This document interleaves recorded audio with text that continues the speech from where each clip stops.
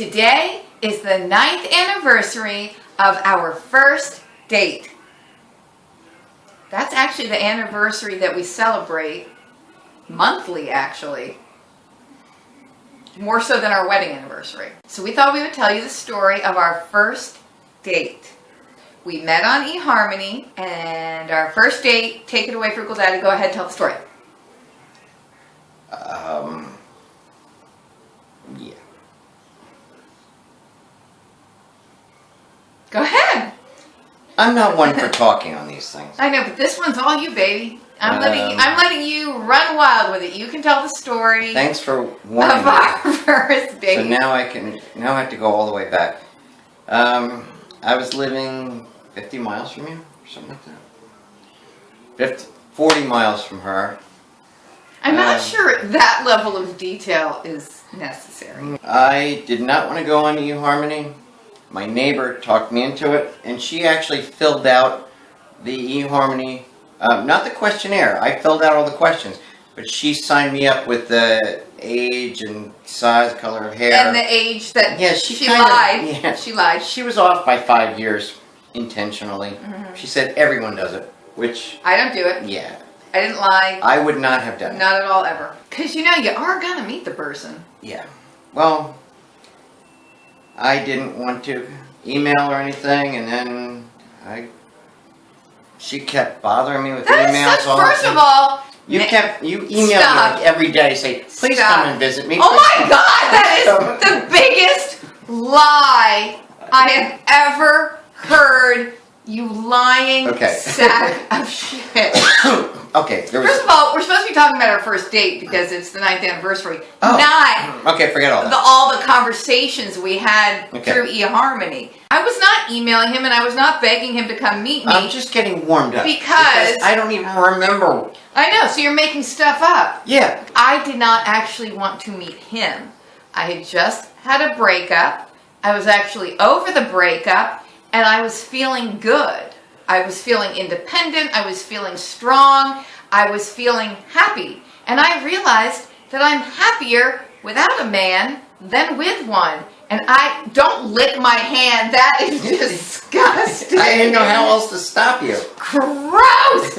It works. And I realized that I was happier on my own. And I didn't want to jeopardize that by jumping into another relationship with someone. And why did you go out with me? I really didn't want to go out that night. I really didn't. I mean, why did you? You might say, why were you on eHarmony? Because there was some moment I felt lonely. I think before I got over all the breakup and I signed up for eHarmony. But by the time I met him, I was feeling good and independent. And I was thinking I was never going to date or be in a relationship again. And it was kind of a relief because I thought, well, that takes all the pressure off of having to diet or ever put on makeup. And I know that sounds wrong because it's like saying the only time I would ever bother to make myself try to look halfway decent was for a man. But yeah, that's kind of what I was thinking. Like, it just takes the pressure off, you know? It's not like, oh, I'm going on a date, I need to lose 5 pounds and blah, blah, blah. It was just like, oh, it doesn't even matter anymore and I can just be happy and be myself. And oh, it was so freeing. Aren't we talking about our first date? I was free. Yeah, but you made it seem like I was so desperate to meet you and I was begging. I didn't even want to meet you. You're going to edit all that out. I didn't mean it. That was a lie. Oh my God, you really don't remember, do you? I really thought I do a little bit. I remember you. I remember wanting to meet her and... You remember me, right? Yes. Since I'm still here. I said, I'm going to be coming up there. I kind of said, you know, I'm going to be up in the area anyway, even though I wasn't, but... You did not say that. You said, really well, don't I'm going to remember. be up there. It was something like that. No, you didn't. I have emails. I have some emails. Yeah, well, I guess you're going to have to do some research because I think you're making everything up now. You don't remember anything. Okay, so I said, I'm going to be up there. How about if we meet? And you said, okay. And I said, well, my favorite place is P.F. Chang's. And you said, oh, mine too. There's one up in Princeton. I remember hugging you in front of P.F. Chang's. And you're like, I don't hug. Right. Because she had a no-fur button. That's right. And a full-length coat. And I remember... Not a full-length fur coat. No, it was a pea coat or something. Like, what no, it was a wool coat. I had a black wool dress coat on, and I had this button that had the word fur, and then, you know, like the no smoke, like the circle and the line through it, like hot pink, like no And that's fur. what I remember seeing you. What was on my coat? And I hugged you, and it seemed like you might have been uncomfortable with that, but I was like, well, I'm a hugger. Then we went in, Okay. and we had to wait. So then we went to Big Fish and had a drink. Big Fish and had a drink, which neither of us drank at the time, so it was scary for both of us. Yeah, it was like, oh, let's sit and have a Diet Coke at the bar. Yeah, that was really... But who brought a book with him on his date? Like, I wanted to... And it wasn't even a good book. It was... I wanted to act intelligent because she seemed so smart. It was a book that his piano tuner had written. He's the greatest piano tuner in the world. If you ever get a chance, Franz Mohr, M-O-H-R. Nobody gives a rat's ass about your piano. He tuned for Rubinstein, tuner. Horowitz, Van Cliburn, Glenn Gould. He tuned for the best, or Steinway. He tuned my Steinway for years, $5,000 per tuning. Is that insane or what? But he's the best in the world. You're such a name dropper. You think people are going to be impressed or give This a guy tuned, crap? I had a Steinway. We spent $5,000 tuning the piano. This was when he was married to a pianist. And I thought, this is weird. She likes old men with old stories from like World War II. This guy went through World War II. He was bombed by the Americans when they were coming through. And his brother, he saw his brother burned to death. He ran out of... Where? In Dresden? Yeah. He ran out of the bunker. Boy, this is turning into a fun and cheerful video. Why are we talking about Franz? He ran out of the bunker. His hair was on fire. Oh my God, this is what our first date was like. Talking about Franz the piano tuner. There's a lot of connections, and it was just so perfect because I was paying attention to what you were saying. Why would such an idiot bring a book on the first date? Because I was nervous. There's no way I should be out dating. I shouldn't have been there. I should have gone to a convent, just been a nun. Went to a convent and just spent the rest of my life nunning it up. Yep. Then we went to... B.F. Chang's, and I do remember we sat way in that back corner. And I had the lettuce wraps. I was just going to say that. You had lettuce. I remember. You had lettuce wraps. No, I didn't have tofu. I don't like tofu. Like red, the stuff you always get. That curry, something or other with rice. Curry something with rice. Yeah. Yeah. We haven't been there in a long time. I know, I love it. I know. Their lettuce wraps are amazing. I know. We had money back then. Yeah. Or we thought we did. Did you pay for that? Of course I did. It doesn't count as a date unless the guy pays. I'm sorry. an old-fashioned. I'm sorry if that sounds sexist, but that's just true. I'm old-fashioned. The guy should pay. He should. Absolutely. He really should. Yeah. You invite a girl out, you should pay. Absolutely. Especially when she doesn't want to go in the first place. I mean, really, what I'm getting out of it is a free dinner. And it also makes you look a little better. Oh God, yeah. If you suggest going to Dutch, you brought a book and wanted me to pay for my own food. And look what I look like. I had no hair. Remember, I shaved my head. Oh, you had no, you didn't have a shaved head. Didn't I have a? You had short hair. Cast on my leg. Very short hair. No, that came later. Afterwards, we went to Barnes and Noble and sat around and looked at books and magazines for free. Cause little did she know that. What else would you do? My neighbor thought the car I was in was not worthy of a Princetonian, so she lent me her Audi A4. Yeah. Because your car at that time was a minivan. I gave a minivan to someone. I bought it for someone because the family needed a car. And then she didn't like that one, so I bought another one. And then you were so stupid. So now I have two minivans. Well, I gave her one. And now the children needed a safe car. It was bad. You know who he's giving a minivan to? Don't. The girl who served him coffee at Starbucks. And then they became such great friends that he bought her a car. That's not normal, you know. I bought two cars. Remember your hair? What about my hair? It was blonde and flowing and long.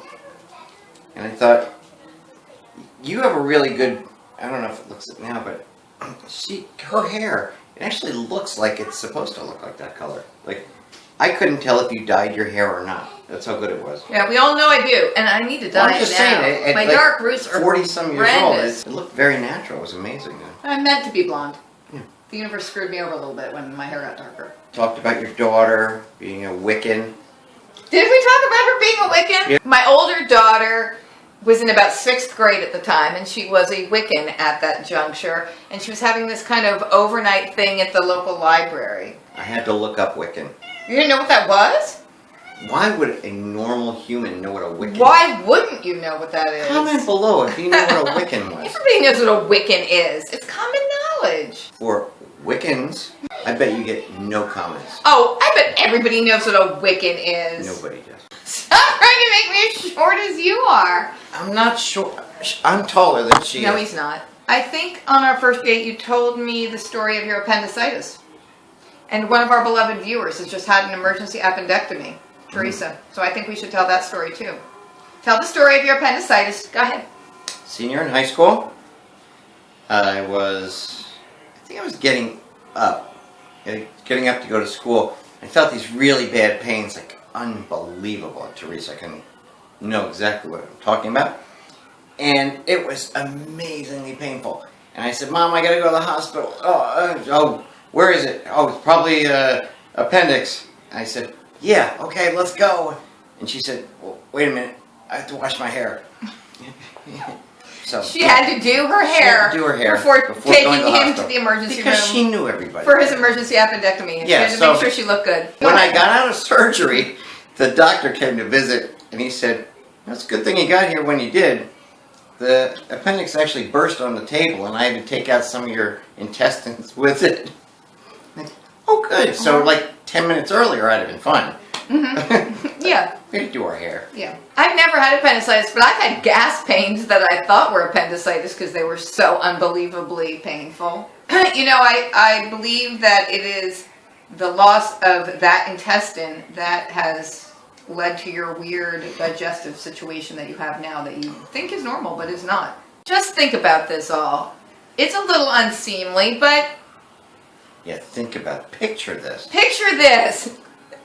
He eats corn, okay? It was a test just to prove it. Now you know where we're going, right? I mean, and we know where corn goes. And how much it, yeah. And how long it takes. So just think to yourself, when I eat a whole bunch of corn, how long does it take me to poop out some corn? Half an hour. Half an hour from biting the corn to pooping the corn out. That is not normal. Nobody's digestive system works that quickly. What did I think of you? This is what I thought of him on the first date. But also, keep in mind, this is not what he's actually like. Because basically everything he said to me, probably for the first year of our knowing each other, was a complete lie and misrepresentation. I thought he was like Monk. You know the character Monk on the show Monk? And I adore Monk.